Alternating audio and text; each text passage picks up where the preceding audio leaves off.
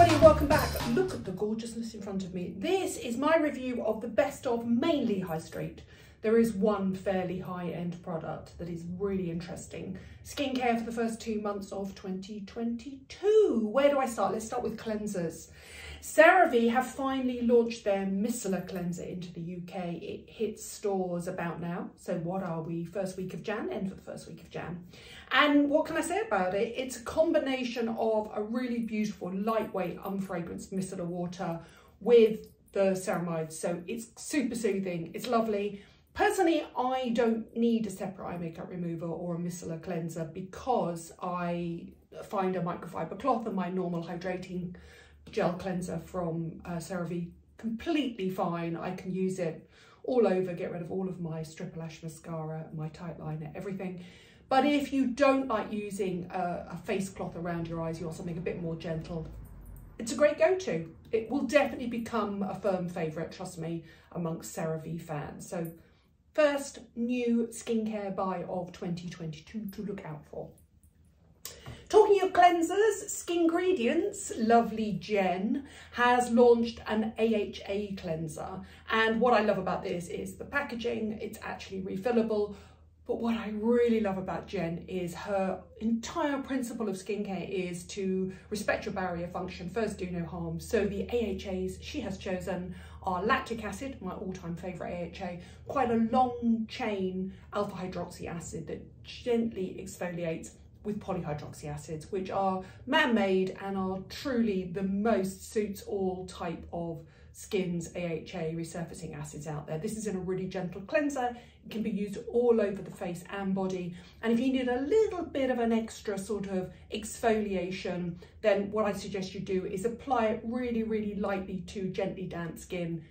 Clean your teeth, 2 or 3 minutes, rinse your mouth out, and then you'll find that you'll get a little bit of an extra sort of punch to your pack of exfoliation, because cleansers aren't in touch with your skin for that long. So it's a gentle everyday way of exfoliating, really lovely for all skin types. She's obviously already got the Sally cleanser, which is the BHA for more problematic breakout prone skins. This is for all skin types. Well done, Jem, I really like it. I'm going to go on to 2 face sprays that have come to my attention. The first comes from probably one of my all-time favourite skincare brands in terms of a range of products that just support your skin. They're not going to do anything incredible. They're not, you know, loaded with retinols or vitamin C or peptides. They are just a perfect supportive brand. A little bit like the ROCHE TOLERIANE, which is actually where my second spray is from. This is Curel, and they have a face spray. I first found out about this at the end of last year, and I tried my hardest to keep this a secret. It's now available. It was available just at the end of last year, and it's great. Probably at this time of year, it's going to be an additional step. So you'd cleanse your face, have a nice sort of mist, and then apply your normal Curel moisturizer, say your retinol, your vitamin C, whatever. But in the summer, it's going to come into its own because it can be used all over face and body, super lightweight, loaded with lightweight ceramides, unfragranced.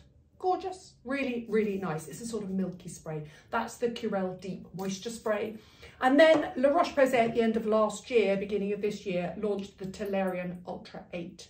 And that is 8 calming, soothing ingredients, but this is in more of a watery spray. Again, I tend not to use that many mists unless my face is a little bit dry at the end of a day sort of filming where I've got a heavy makeup on. But trust me, this is going to come into its own next summer. It really is. They're both really, really lovely, highly recommended.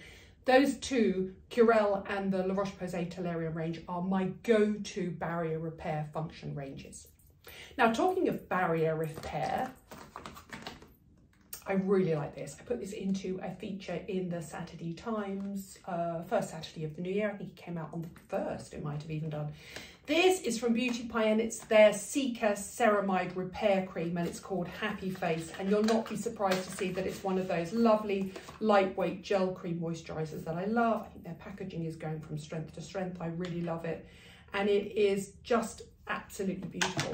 It's a lightweight gel cream moisturiser that goes on quite light, but actually packs a punch. It's really, really loaded with CICA, which is the Centella Asiatica ingredient that calms irritated skin. Perfect for this time of year, perfect if you're going to go skiing, perfect if your skin is having trouble coping with air conditioning or central heating inside an office or at home, and then go out into the cold, really dry, bitter winds. It's just gorgeous. It's also got a slight soft focus finish. I don't know how they do it, but I really like it. That is absolutely brilliant. That is Beauty Pie Happy Face. Now, can I just say, I said this about these little, I know they're fashionable, those little nubbly screw tops. They're really annoying to get your hand around. I would obviously like a flip end, but I'm sure it's something to do with recyclable packaging. I'm sure it is. Anyway, that is Beauty Pie Happy Face. A really beautiful addition to, do you know, it's interesting, it's actually stands alone as its own CICA repair, barrier repair function. But for me, it sits really nicely within the Japan Fusion range. That's where I think that would sit. It's really, really nice. Now, last year, or might have even been the year before, when I was filming with Joe the other day, we were saying that because we've been in lockdown, these years are just sort of blending into each other. It's really hard to tell where they begin and they end. But do you remember when I talked about the AHA Real Eye Cream for the face? Loved it, loaded with humectants, really beautiful, lightweight emollient from AHC, which is a cult Korean range that I really like. It's really lovely. The entire range is really nice. It's got some beautiful sheet masks that you can put in the fridge, and they've got a little temperature check on the side that gives you the right moment to take them out and cool and soothe and calm your skin. Anyway, the AHC Real Cream for Face now comes in a gold version, which basically means it's for older skin. And what they've done is they've loaded it full of peptides. So this is your, and they have a lot of peptides in the original formulation, but this is now supercharged with peptides for slightly older skin. Now, the thing with peptides is it's a beautiful, lightweight, everyday moisturizer. It's great under makeup. You know, the Koreans do hydrating skincare probably like no other country in the world. Maybe Japan's up there as well. But the addition of peptides means it's slow and steady wins the race. I do think peptides are really interesting. They're going from strength to strength in skincare, but don't expect results really quickly. But by the time you get to the bottom, you will notice your skin texture has improved. I really like it. Now let's go on to acids. The Ordinary, at the end of last year, beginning of this year, launched a salicylic acid 2%, but it's an anhydrous one. So that means it's in squalene. Anhydrous means water-free. Now, why would they do that? Bearing in mind that most skin that likes salicylic acid tends to be quite oily and prone to breakouts. It's because if you've got breakout-prone skin that's sensitive, then an anhydrous solution in squalene is going to be much more gentle on your skin. It's going to deliver the salicylic acid more slowly over time. So for me, this would be a sleep-in solution. They're saying you can use it morning or night, but for me, this would be a sleep-in solution. And it's really, really lovely, but it's much more moisturizing than their traditional 2% BHA. So this is a 2% salicylic acid, beta hydroxy acid, which is obviously much more attracted to the oil in the skin. It tends to deep dive into pores, but this is for breakout prone skin that is also sensitive. And the two aren't necessarily, just because people have oily skin doesn't mean to say their skin is less sensitive. In fact, if they've overstripped their skin, then their skin can be super sensitized. This is a really nice addition to the range. So this is, welcome back, The Ordinary. Started doing new product development again. This is the Ordinary salicylic acid 2% anhydrous solution. So if you're using a salicylic acid and it's making your skin a little bit red and raw and sensitized, maybe it's stinging too much and it's leaving you slightly dry and flaky, this is the one for you. Personally, I would use it at night.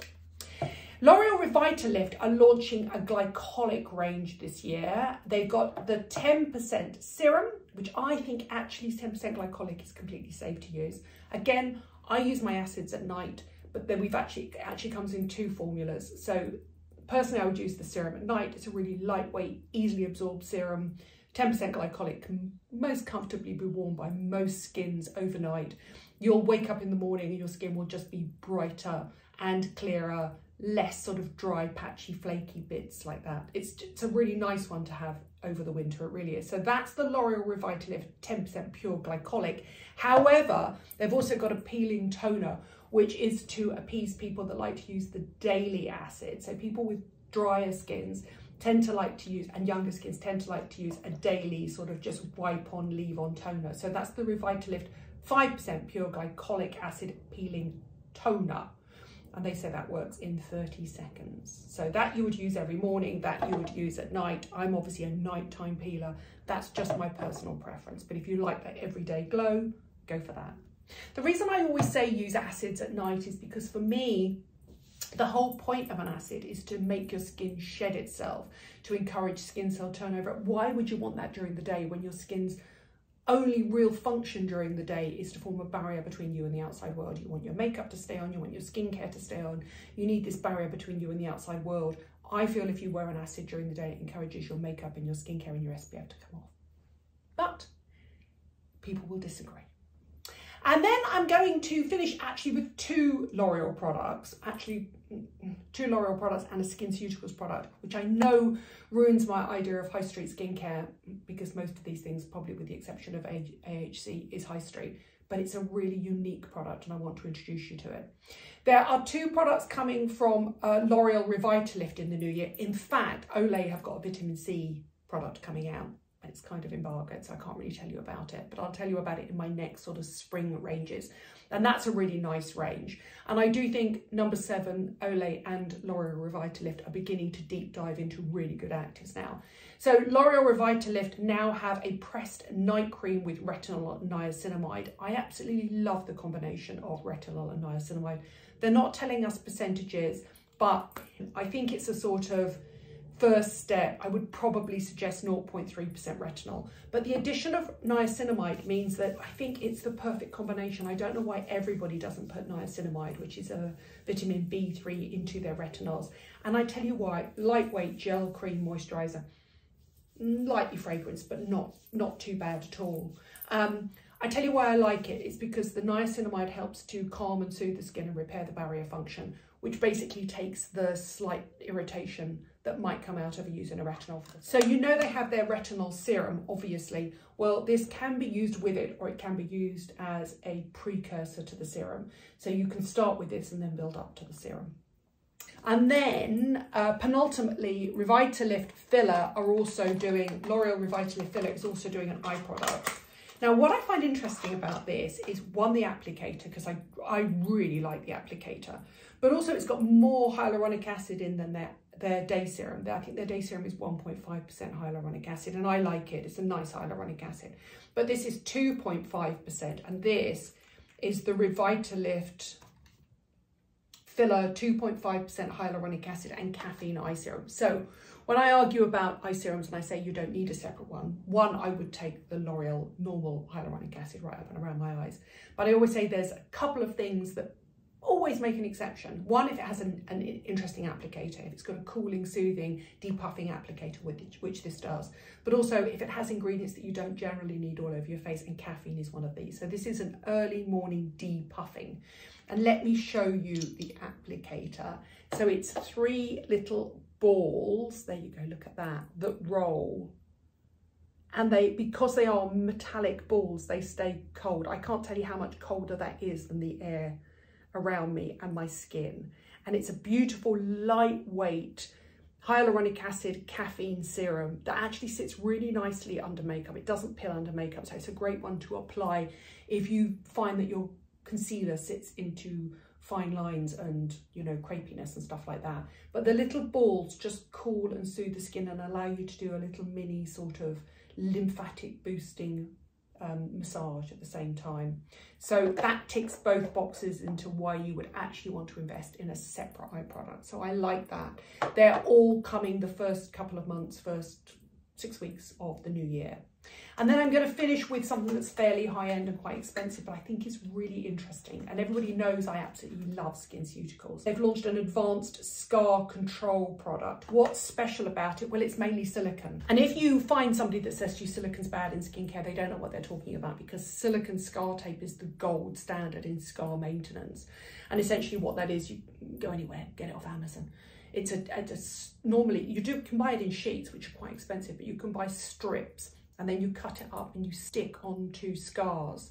And what they do is they take the redness and they flatten out of scars, and they do it simply by being inert. Silicone in this format is a large molecule that sits on the surface of the skin. It stops transepidermal water loss, and the more hydrated the skin is, the quicker it heals. So it basically tells the skin to calm down simply by sending a message into the skin that it's protected. That's all it does. It's not absorbed into the skin. It has no action on the skin. apart from the fact that it sits on the surface of the skin and nothing can leave the skin. There is no transepidermal water loss, and that forces the skin to heal more quickly. It shrinks the blood vessels within the skin, it shrinks the redness within the skin, and actually forces the scar to heal more quickly. Now, the problem with tapes is that it's a piece of tape on your skin. Now, a lot of them, you can buy them within people's skin tone, and they do tend to disappear, and you can put a little bit of makeup on the top. I don't know if you remember, but probably 3 or 4 years ago now, I did a video with lovely Katie, and she was talking about when she fell over and she had that huge scar on her face. She used silicone scar tape on it, and it shrunk and it disappeared. It's incredible. It wasn't even stitched together that well. And at one point she was thinking of having it cut and resected. It was so noticeable on her face. She's been using silicone scar tape on that scar now, probably for a couple of years. It's barely noticeable. It really, really works. I used it on my shoulder when I had my operation a couple of years ago, and now all I've got is 2 fine sort of indented lines on my shoulder. It took all redness out, all sort of lumps, bumps, keloiding out. It's incredible. Anyway, this is in that format, but it's cream. Well, it's a cream gel, and let me show it to you. It's basically 96% silicone, so it's a thick, unctuous gel. And the funny thing about silicones is, you'll know if you've ever used a soft focus product from somewhere like Benefit or something like that, or Clinique, you'll see straight away silicone has this ability to completely blur imperfections. So one, it will make whatever you're putting over the top of, whatever scar you're putting over the top of, look better straight away.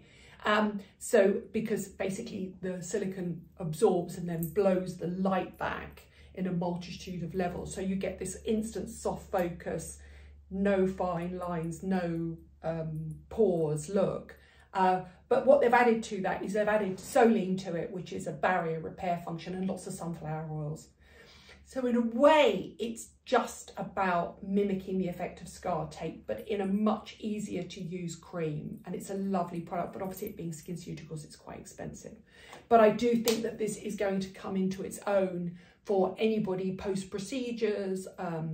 You could put it onto any sort of, I mean, imagine if you've had sort of a facelift, or you've had a little bit of a sort of lower upper bleph, or you've had a nose job and you've got a little sort of scar under here or here, but also somebody that might have had cut and resected sort of, you know, moles, or maybe early stage skin cancer, something like that. This is the product to use. I think it will also work on post-inflammatory hyperpigmentation and post-inflammatory erythema. That's the redness and the brown spots, but it will mainly work on redness and scarring rather than pigmentation. There you go. Obviously it's expensive, and the silicone scar tape will be cheaper, but do you want to walk around? I would suggest probably getting silicone scar tape and wearing it when you're not out in public. And then if you're out in public, you can put that under makeup. You will have to pat makeup over the top, otherwise it will roll off. Be careful. But you can wear that and it will instantly soft focus and help hyperhydrate and heal scars if you have to be seen in public. So probably more expensive, probably for the face rather than the body. Stick with the silicone scar tape for your body, because nobody's going to see it because you're dressed, unless you're a naturist. There you go. They are my new and exciting, and I know much requested skincare launches for the first, well, probably the last 2 weeks of 2021 and the first 6 weeks of 2022. Down there, I've got next launches that are currently embargoed. I've also got some hair launches and some makeup launches as well. Somebody was asking me about the Charlotte Tilbury foundation. I do like it. Everybody says it's glowy. I found it really matte. Now, I quite like a matte foundation, but what is it about my skincare that makes it matte and other faces that make it quite glowy? I didn't find it glowy at all. I found it quite matte. Anyway, I promise, I've got a video coming up next week that I've already filmed with Joe, which you're going to love. We filmed together for the first time in ages. You're going to really enjoy it. It's really good fun. It was a beauty year in review of 2021. But then I promise I will do what's coming up in hair care and what's coming up in makeup and new skincare as well. Thank you for watching. Thank you for subscribing. Leave all your comments below. Have you tried any of these products now that they are beginning to trickle down into stores and online? And what do you think of them?